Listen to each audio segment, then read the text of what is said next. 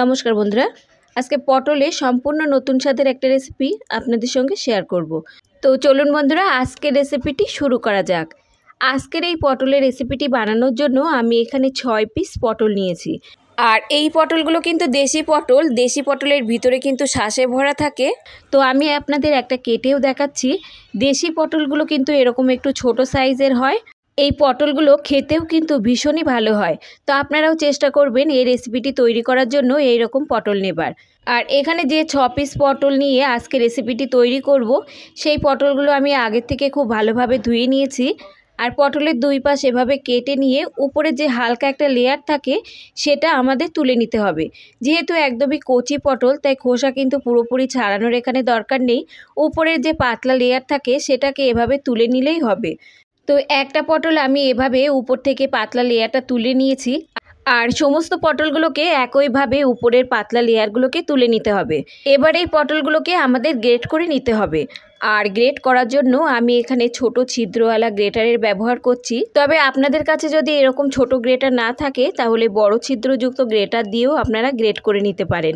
আর বন্ধুরা, এই রকম কচি পটল দিয়ে যে কোনো রেসিপি তৈরি করলে তার স্বাদ কিন্তু মুখে লেগে থাকবে। তো দেখুন, এখানে আমি সমস্ত পটলগুলোকে গ্রেট করে নিয়েছি। এবার এই কুড়ানো পটলটাকে আমাদের দুই ভাগে ভাগ করে নিতে হবে। দুই ভাগে ভাগ করে নেবার পর এবার এক ভাগ পটল আমি এখান থেকে তুলে নিচ্ছি, কেননা এই কুড়ানো পটল দিয়ে আজকে এখানে দুটো রেসিপি তৈরি হবে। তো এক ভাগ পটল আমি অন্য একটা প্লেটে তুলে নিয়ে সাইডে রেখে দিচ্ছি। আর এক ভাগ পটলের মধ্যে কিছু মশলা আমরা এখানে যোগ করে নেব। এবার এর মধ্যে যোগ করে দিচ্ছি খুব সামান্য পরিমাণ হলুদ গুঁড়ো, আর দিচ্ছি এখানে স্বাদ মতো লবণ।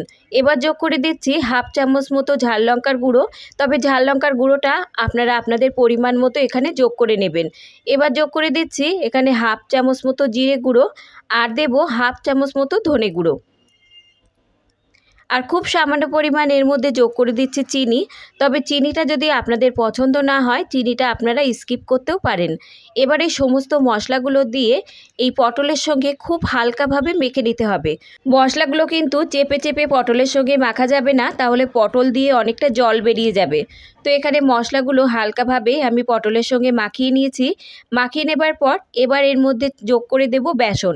তো এখানে আমি 2 চামচ মতো বেসন যোগ করে দিচ্ছি। এখানে যে পরিমাণ কোরানো পটল আছে সেই পরিমাণ অনুযায়ী এখানে আমি 2 চামচ বেসন যোগ করে দিচ্ছি। তবে আপনারা যে পরিমাণ পটল কুড়িয়ে নেবেন সেই পরিমাণ অনুযায়ী এখানে বেসনটা যোগ করে নেবেন। বেসনটা দিয়েও কিন্তু পটলের সঙ্গে এভাবে হালকা করে মেখে নিতে হবে, কেননা খুব যদি চেপে চেপে মাখা হয় তাহলে এই পটল দিয়ে কিন্তু জল গলতে শুরু করবে।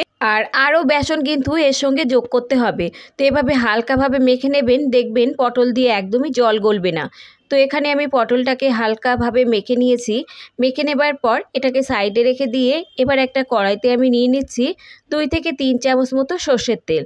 তেলটা খুব ভালোভাবে গরম করে নিয়ে লো টু মিডিয়াম হাইতে দিয়ে এবার যে পটলটা আমরা মেখে রেখেছিলাম সেই পটল থেকে অল্প অল্প করে নিয়ে এভাবে বড়ার আকারে দিয়ে ভেজে নিতে হবে। পটলের এই বড়াগুলো গরম গরম ডাল ভাতের সঙ্গে খেতে এতটাই দুর্দান্ত লাগে যে একবার আপনারা খেলে কিন্তু বারবার এভাবেই বানাবেন।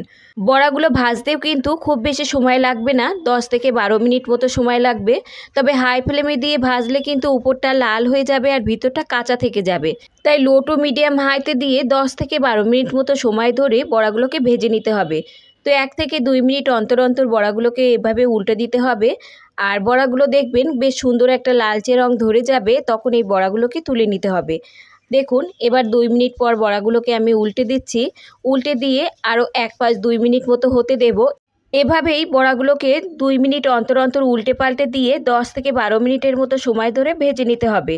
10 থেকে 12 মিনিট মতো ভাজার পর দেখবেন এই পটলের বড়াগুলোতে বেশ সুন্দর একটা লালচে রং ধরে গেছে, তখন বুঝবেন যে পটলের বড়াগুলো ভাজা একদমই রেডি। আর বন্ধুরা, আজকের এই বড়াগুলো কিন্তু আমি ঝোলে দেব না, এভাবেই শুধু শুধুই রেখে দেব। এগুলো ডাল ভাতের সঙ্গে খেতে কিন্তু দুর্দান্ত লাগে। তবে আপনারা চাইলে কিন্তু এই বড়াগুলো ঝোলে দিতে পারেন। তো দেখুন, এখানে আমার ভাজা রেডি। এবার আমি তুলে নিচ্ছি। তুলে নেবার পর বাকি যে অর্ধেক কুড়ানো পটল আছে সেই পটল দিয়ে আমরা আরেকটা রেসিপি এখানে তৈরি করে নেব। তো বড়াগুলো তুলে নিয়ে এবার এই কড়াইতেই আমি দিয়ে দিচ্ছি আরও 1 চামচ মতো সর্ষের তেল। তেলটা খুব ভালোভাবে গরম হয়ে যাবার পর এর মধ্যে ফোড়নে দিয়ে দিচ্ছি আমি হাফ চামচ মতো কালো জিরে, আর সঙ্গে দিয়ে দিচ্ছি আমি এখানে একটা শুকনো লঙ্কা। আর দিয়ে দিচ্ছি একটা কাঁচা লঙ্কা। তবে ঝালের পরিমাণটা আপনারা যে যেমন খাবেন তেমন এখানে যোগ করে নেবেন। এবারে ফোড়নটাকে আমরা কয়েক সেকেন্ডের জন্য ভেজে নেব।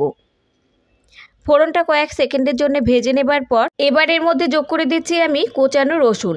10 থেকে 12 কোয়া রসুন আমি এখানে কুচিয়ে নিয়েছি। তবে রসুনটা আপনারা চাইলে এখানে থেতো করে নিয়েও ব্যবহার করতে পারেন। এবার এই রসুনটাকে আমাদের 15 থেকে 20 সেকেন্ডের মতো ভেজে নিতে হবে। 15 থেকে 20 সেকেন্ডের মতো ভেজে নেবার পর এবার এর মধ্যে আমি যোগ করে দিচ্ছি দুটো বড় সাইজের পেঁয়াজ। পেঁয়াজটাকে আমি এভাবে ছোট ছোট টুকরো করে কেটে রেখেছিলাম। তো পেঁয়াজটা যোগ করে এবার পেঁয়াজটা যতক্ষণ না একটু ভাজা ভাজা হয় ততক্ষণ আমাদের পেঁয়াজটাকে ভেজে নিতে হবে। তো পেঁয়াজটা এখানে 1 থেকে 2 মিনিট মতো ভাজার পর যখন এরকম একটু হালকা ভাজা ভাজা হবে তখন এর মধ্যে যোগ করে দিতে হবে যে অর্ধেকটা কুড়ানো পটল ছিল সেই পটলটা। বন্ধুরা, পটলের এই রেসিপিটা থাকলে আপনাদের গরম ভাতের সঙ্গে আর কিছুই লাগবে না। এক থালা ভাত কিন্তু আপনারা নিমেষেই খেয়ে ফেলবেন। এতটাই টেস্টি হয় পটলের এই রেসিপিটি। আপনারা বাড়িতে একবার হলেও বানিয়ে দেখবেন, খেতে এতটাই টেস্টি হয়। একবার খেলে কিন্তু বারবার এভাবেই বানাবেন। এবারে কুড়ানো পটলটাকে আমাদের হাই ফ্লেমে দিয়ে অন্তত 3 থেকে 4 মিনিটের মতো একটু ভাজা ভাজা করে নিতে হবে। প্রথমেই কিন্তু লবণটা যোগ করা যাবে না, তাহলে এই পটল দিয়ে জল গলতে শুরু করবে। তাই 3 থেকে 4 মিনিট মতো পটলটাকে একটু ভেজে নিয়ে তারপর এর মধ্যে লবণটা যোগ করতে হবে। এবার এর মধ্যে যোগ করে দিচ্ছি লবণ। তবে লবণটা কিন্তু পরিমাণে একটু কম দেবেন, কারণ এই পটলটা কষাতে কষাতে কিন্তু পরিমাণে অর্ধেকটা হয়ে যাবে। এবার যোগ করে দিচ্ছি হাফ চামচ মতো হলুদ গুঁড়ো। আর হলুদ আর লবণ দিয়ে এবার পটলটাকে আমাদের আরও 3 থেকে 4 মিনিট সময় ধরে ভালোভাবে কষিয়ে নিতে হবে। 3 থেকে 4 মিনিটের মতো সময় ধরে পটলটাকে ভালোভাবে কষিয়ে নেবার পর এবার এই পটলটাকে একদম লো ফ্লেমে দিয়ে আমাদের ঢাকা দিয়ে রেখে দিতে হবে 2 থেকে 3 মিনিটের মতো, যাতে এই পটলটা খুব ভালোভাবে সিদ্ধ হয়ে যায়। 2 থেকে 3 মিনিট পর এবার ঢাকনাটা তুলে নিচ্ছি। আর পটলের পরিমাণটা দেখুন এখানে কমে কিন্তু অর্ধেক হয়ে গেছে। এবার এর মধ্যে যোগ করে দিচ্ছি হাফ চামচেরও একটু কম চিনি। তবে চিনি যদি আপনাদের পছন্দ না হয় এটা স্কিপও করতে পারেন। এবার এই চিনিটা দিয়ে আরও 1 থেকে 2 মিনিটের মতো আমরা পটলটাকে কষিয়ে নেব। বন্ধুরা, পটলের এই রেসিপিটা থাকলে ভাতের সঙ্গে আর কিছুই লাগবে না। শুধুমাত্র এক থালা ভাত আপনারা এই কুড়ানো পটলের এই রেসিপিটা দিয়েই খেতে পারবেন। তো এবার শেষে আমি যোগ করে দিচ্ছি 1 চামচ সর্ষের তেল।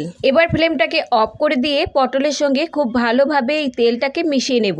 রেডি হয়ে গেল এই কুড়ানো পটল দিয়ে আমাদের 2 ধরনের রেসিপি। এবার আমি সার্ভ করে নেব। তো পটল কুড়িয়ে নিয়ে এভাবে আপনারা বড়া ভেজে নিতে পারেন। এগুলো গরম গরম ডাল ভাতের সঙ্গে খেতে কিন্তু দুর্দান্ত লাগে। আবার এই রেসিপিটিও তৈরি করে নিতে পারেন। এই রেসিপিটি গরম ভাতের সঙ্গে থাকলে কিন্তু গরম ভাতের সঙ্গে আর কিছুই লাগবে না, এই এক পদেই কিন্তু খাওয়া হয়ে যাবে। তো বন্ধুরা, আজকের রেসিপি যদি আপনাদের ভালো লাগে লাইক শেয়ার কমেন্টের সাথে সাথে চ্যানেলটাকে সাবস্ক্রাইব করে রাখার অনুরোধ রইল। আজ তাহলে এই পর্যন্ত বন্ধুরা, দেখা হবে অন্য কোনো রেসিপির সঙ্গে। ততক্ষণ সুস্থ থাকবেন, ভালো থাকবেন। আর রেসিপিটি দেখার জন্য সকলকে ধন্যবাদ।